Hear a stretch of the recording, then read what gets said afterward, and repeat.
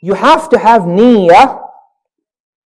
You have to have niyyah at night time. The Prophet ﷺ, he told us in a hadith, authentic, he said, مَنْ لَمْ يُبَيِّتِ الصِّيَامَ مِنَ اللَّيْلِ, or he said another report, قَبْلَ الْفَجْرِ فَلَا صِيَامَ لَهُ, that whoever doesn't make the intention for fasting before Fajr time comes, then his fast is not considered acceptable. So you have to ensure every night you're repeating your intention. This is the opinion of the Shafi'iyya. Now sometimes this can be very difficult. Every single night you're repeating the intention, right?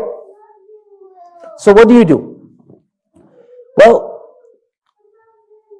as a backup plan, make an intention for the entire month as well.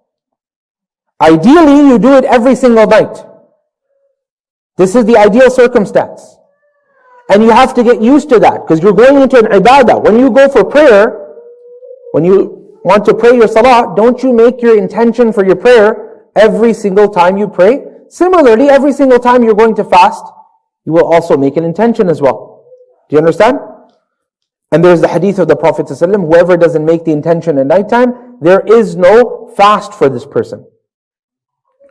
But as a backup, you can go ahead and make an intention for the entire month as well. This is the opinion of Malik.